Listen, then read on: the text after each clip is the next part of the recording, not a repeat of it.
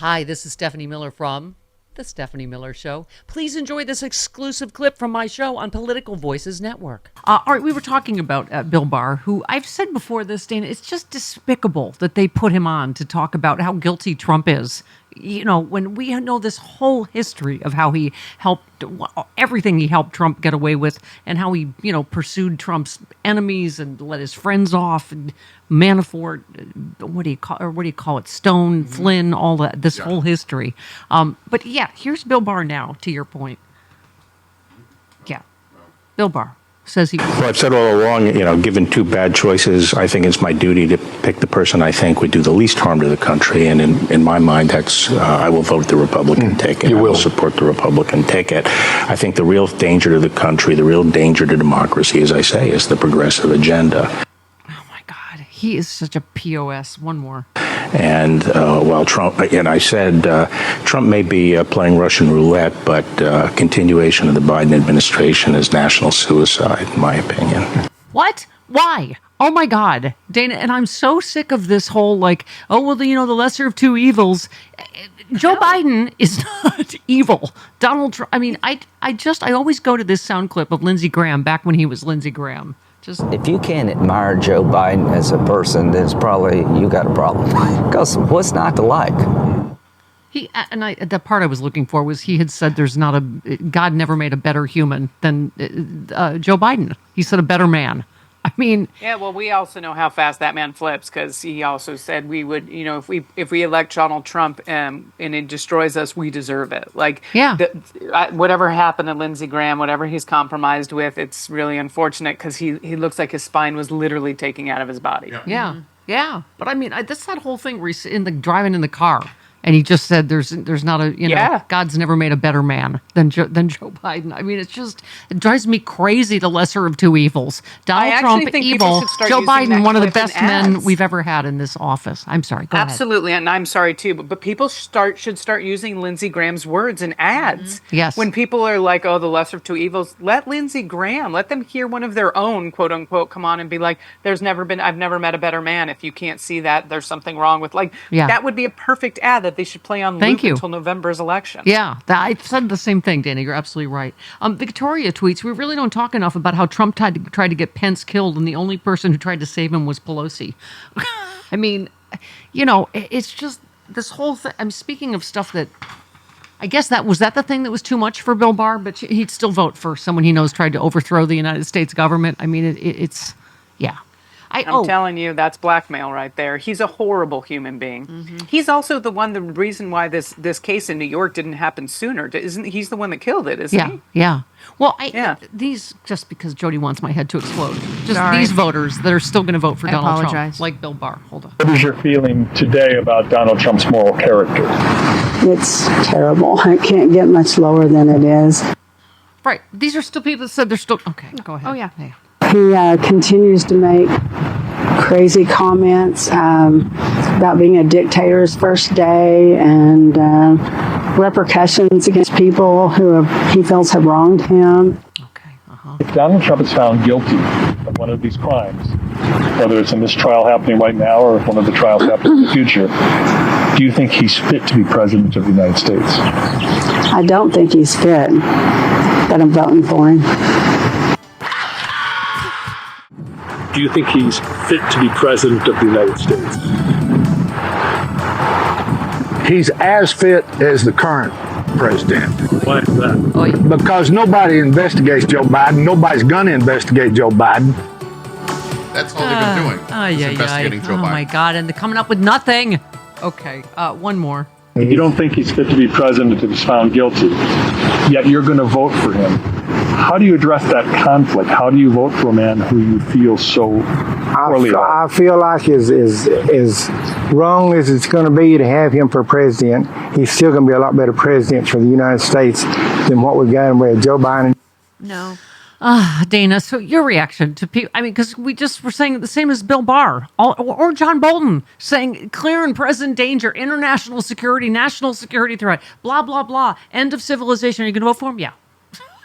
It's a brainwashed cult. Everyone on the Republican Party has Stockholm syndrome. The door's open. You can leave. Yeah. Like they're so afraid of the repercussions from this guy. Meanwhile, he's starting a pyramid scheme with down ballot people where he's like, I want 5% of you, whatever you bring in, and I'll talk. The Godfather will speak, well of you. It's just crazy. And I keep saying the whole, both, lesser of two evils, blah, blah, blah. And, quoting Lindsey Graham about, that God's never made a better man than Joe Biden. But it's just, I'm also sick of rich, white, privileged people going, oh, it'll be fine either way. No, a lot of us will not be fine. It's so interesting. What just popped up on my iPhone from HuffPost. It says there's a scary reality unfolding for transgender people in Florida, and it's just a microcosm of the nightmare that could unfold if Trump wins. You got into a Twitter thing with, I don't know who this is, Kristen someone. If God made you a male, that's not a mistake. If God made you a female, that's not a mistake. Saying any different is insulting a perfect creator. Read your word. And you said, you're so brilliant. You said, God made you a brunette, yet you're now a blonde. God gave you bad vision, yet you fixed it with glasses. God gave you crooked teeth, yet you straightened them with braces. Trans people change the outside to match the inside, just like you do. Sit down. You just said, please sit down, Kristen.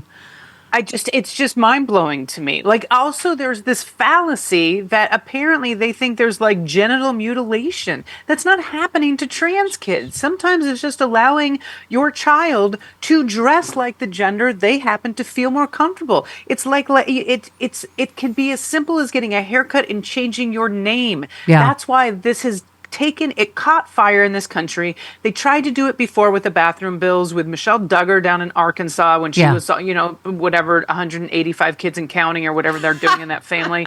And it didn't catch. After marriage equality, they're like, let's try it again, but let's use girls' sports. And all of a sudden, everyone was like, oh, no, they're coming after our girls. And it stuck. There's no present danger. More Republicans have been arrested in bathrooms than any trans people in this entire country. It's just infuriating. And now to try and fight it when this fire has caught all over, now they're creating false documents about science with trans healthcare using AI-generated children. Oh my God, Chris, as if you could get gayer. She brought up Michelle Duggar and her 17,000 kids. Like that's a whole hot dog down a hallway down there. Oh, it was like a wizard sleeve. Here's a baby and another baby and another baby.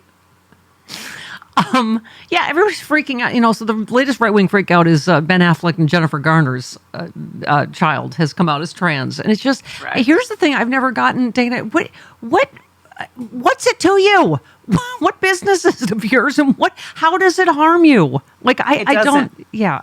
Sorry, go ahead. In any way, shape, or form. It was really funny because I had posted that, what you just read, that tweet was shared by a page called Lizzie the Leslie, which has like 1 billion followers on Facebook. Yeah. And so I commented, love you, Lizzie. And someone was like, why are we letting people who tell jokes for a living even comment on social commentary like this? And why are we taking them seriously? And I went and looked at his profile. I was like, hey, John, you studied engineering at a Hobunk College and I don't know where. So why should we be taking you seriously? He's like, well, I also studied of psychology to a very high level. And I was like, okay, so you have no background in any sort of medical treatment for trans kids, support for trans kids, science at all. This conversation's done. I'm not going to listen to these people anymore. And by the way, we were saying someone, one of our listeners has said they only get their news from comedians now. I'm sorry, but comedians are actually doing a better job than the mainstream media on calling out Trump and, Anyway, you retweeted breaking. Later today, Tommy Tuberville will introduce the Virginia Abortion Transparency Act of 2024. His bill will require the Department of Veteran Affairs to report to Congress anytime it performs an abortion.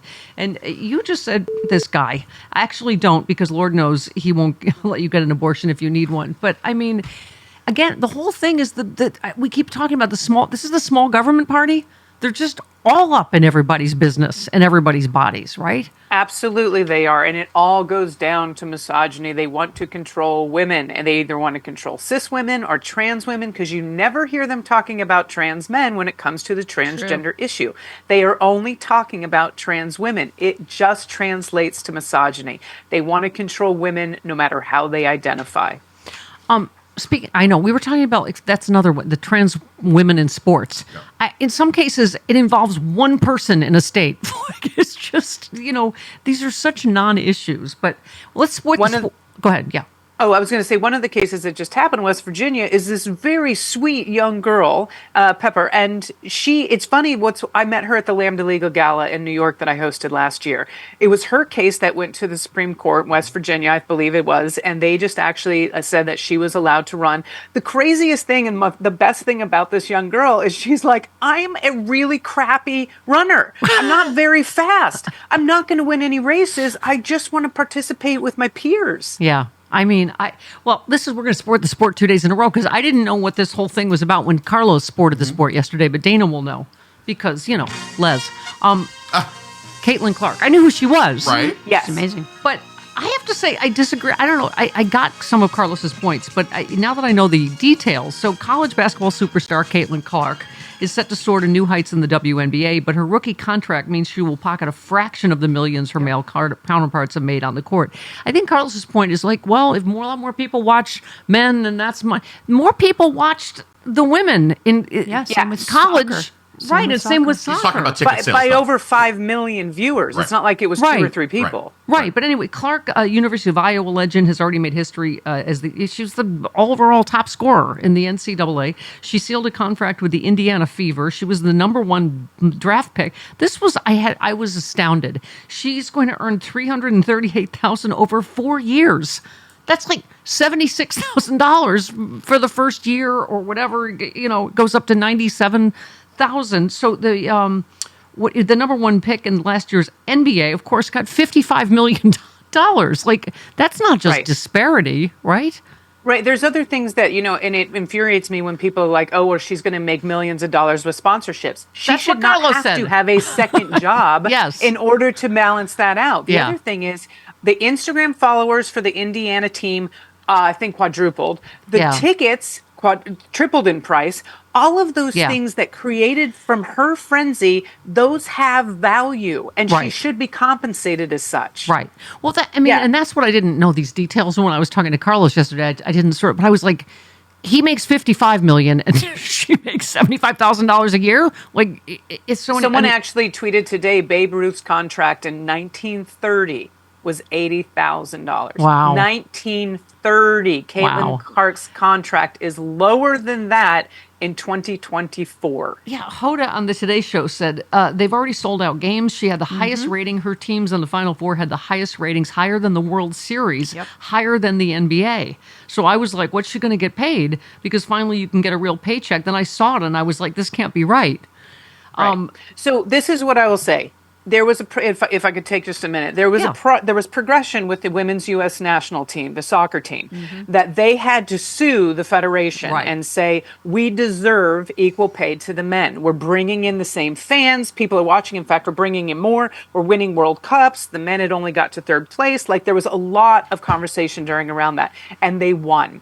So basically, they just got one of their biggest contracts with television to air the games, which brings in sponsorship money, which helps funnels it down. This is starting with the WNBA now, and Caitlin Clark is a catalyst for this. So unfortunately, she may not see and reap the rewards of the work she's done now, but she has started a butterfly effect that they are airing.